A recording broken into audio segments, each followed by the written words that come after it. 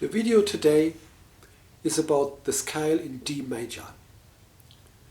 In the text below the video are the times of contents and when the accompaniment and the melody start, so it's always easy to find. I recommend when playing the video to do it by using an earphone, but leave one ear free, so one ear can hear the recording and the other ear your own play. A scale just means that all notes are written either from down to up or up to down with no note missing.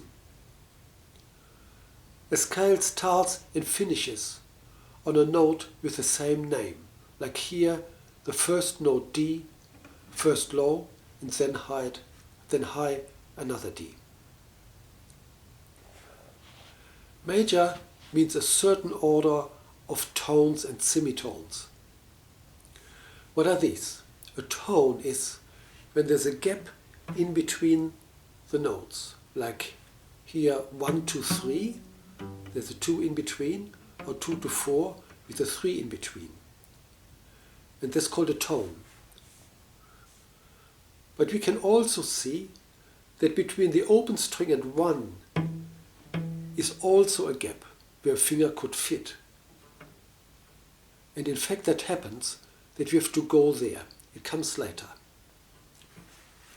A semitone is a half tone from one finger to the next. 1 to 3, or 2 to 3, or 3 to 4. And in our culture there's no note in between. Now the major scale has a specific order. We can see it very well in D major. From open string to 1 is a tone. From 1 to 3 is a tone. But from 3 to 4 is a semitone. All major scales have the same pattern. First 2 times a tone and then a semitone.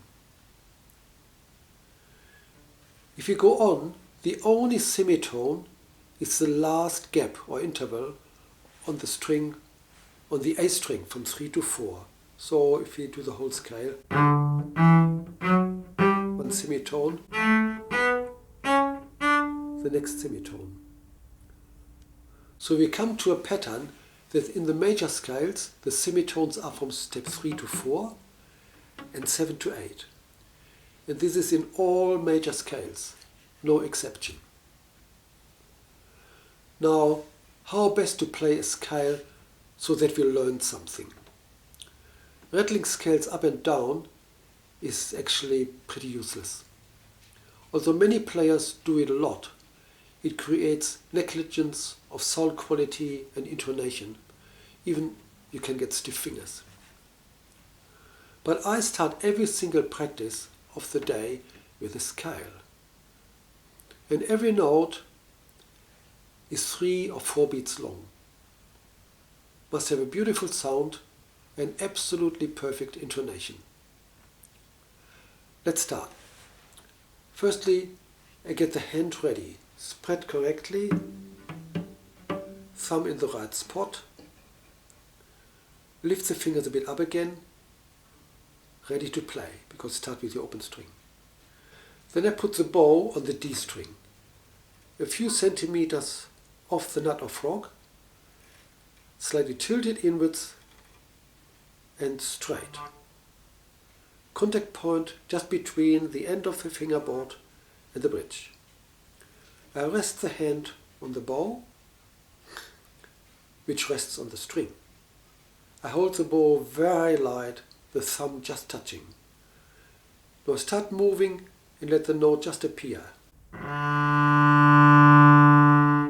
If the weight is right, it will sound very nice. If I hold the bow too tight in the hand or it's not enough resting on the string, it will skid. The string will not respond immediately. If I push on the bow too hard or lean too heavy, it will make first a start and stop crunchy noise. So if it doesn't sound well, we just do it again.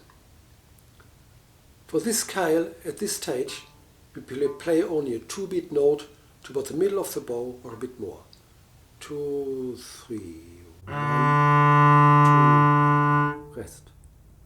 The weight needs gradually to change into leaning on the pointer finger, but not too much. And at the end of the note, the bow slows slightly down with the arm and the hand keep on resting on the string. Until more. 1, 2, 3. Then I rest for a beat, start the next note, the 1. Try to feel how the weight pulls the string a bit and the next note appears. In the up bow, it's very important to keep on moving the bow slowly and not to rush to the nut or frog. Although you can hear the sound gets heavier and louder, it needs to remain the same. So we need to get lighter towards the nut or frog. It's one of the most important things in sound control, not to speed up or get heavy towards the nut. Close to the nut or frog, the bow needs to slow down, get a bit lighter, so we come to a nice and not sudden end of the note. Now 1 beat rest and the next finger, the 3. The 3 should stretch a bit, not but stretch a bit, and come relatively close to where the 4 will be. Between 3 and 4 should not be a large gap. Then not a big gap.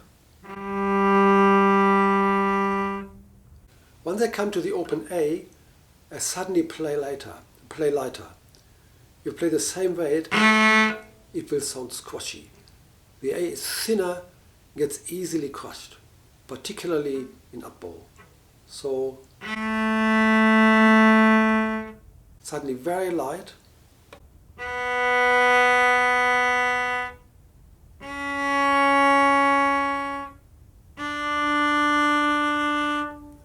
Just be very critical with the sound quality in up bow on the A string. Even if it doesn't sound well now, focusing on it changes it. On the way down, the 3 has to prepare to settle closer to the 4, not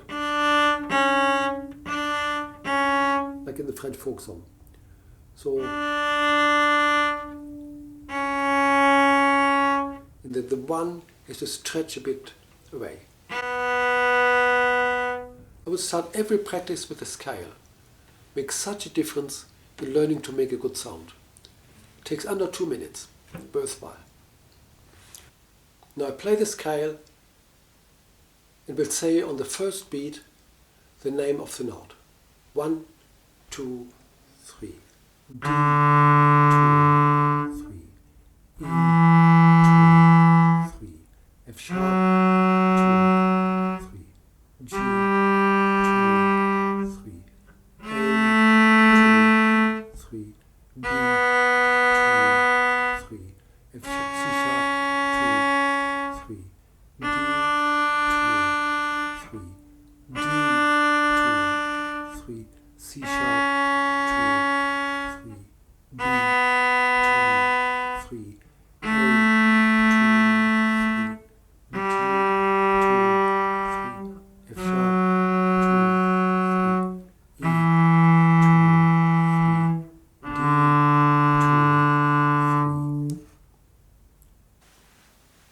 The accompaniment is too hard for now, but I invite you to play it with me or your teacher, or even as a warm-up with a duo friend. 1, 2, 3.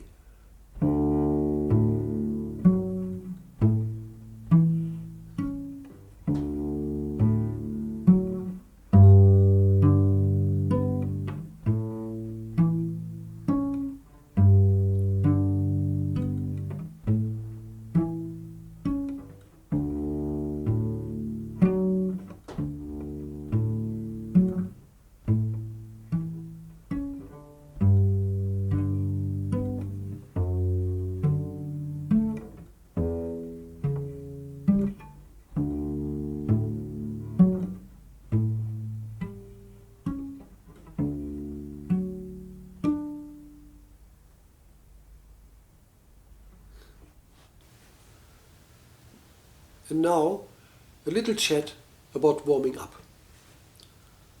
The scale is fantastic because it's slow and we're gradually getting used to make a sound.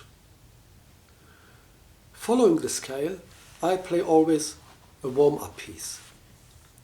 If I don't, the first piece doesn't work well and it will be disappointing. At this stage, there are not yet many pieces, but I recommend to keep one likable piece as a warm-up piece for a month or a term. It will get better and better, more and more polished, and hopefully it will come soon by memory.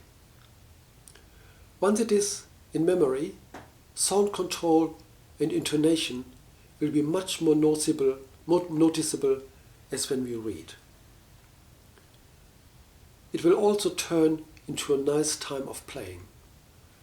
A restful, meditative, slow scale, followed by a favorite piece we can play by memory.